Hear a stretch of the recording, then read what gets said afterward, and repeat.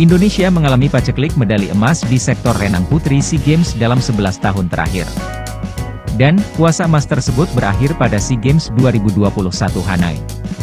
Indonesia sejauh ini tidak cuma mendapatkan 1 emas, tetapi sudah meraup 2 emas. Emas kedua lahir dari kejutan besar yang diciptakan Flairene Chandriawono Miharjo. Flairene dengan gemilang meraih emas nomor 100 meter gaya punggung putri. Berlaga di Maidin Water Sports Palace, Selasa 17 Mei, Flairene yang baru 17 tahun itu mampu finish terdepan dengan catatan waktu 1 menit dan 3,36 detik. Perak dan perunggu didulang dua perenang Filipina Chloe Kennedy Anne Isleta Doromal dan Jessica Joy Grianeta Guba.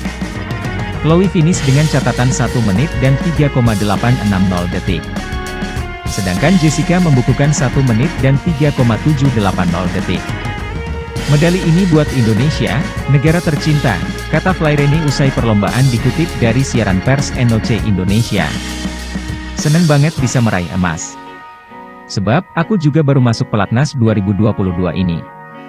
Tahun sebelumnya aku fokus di renang indah, tambahnya. Flairene sebelumnya memang berada di sektor renang indah. Saya bisa pindah karena saat di renang indah, saya juga fokus di renang. Dan hasilnya bagus. Coach Albert, pelatih timnas renang Indonesia, yang menyarankan aku fokus di renang saja, ucap Flairene. Flairene menjadi kuda hitam di nomor 100 meter gaya punggung. Bagaimana tidak, Indonesia sebenarnya menggantungkan asa emas kepada Mas Nyeri Wolf. Sebelumnya, perenang berdarah Indonesia-Jerman itu meraih emas nomor 50 meter gaya punggung.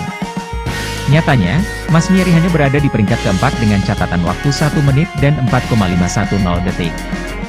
Sementara itu, Indonesia juga mendapat tambahan 1 perunggu dari IGD Siman Sudartawa. Siman finish ketiga saat turun pada nomor 50 meter gaya punggung dengan catatan waktu 25,880 detik. Emas didapat perenang Singapura Zheng Wenpuah dengan 25,830 detik. Sementara perak diraih tuan rumah Nguyen Po Lei dengan catatan 25,860 detik. Flairene ini masih berusia 17 tahun. Sementara Wolf ini berusia 16 tahun. Tentu mereka yang akan menjadi tulang punggung Indonesia dalam beberapa tahun ke depan, ucap Chef de Mission Kontingen Indonesia Ferry Kono.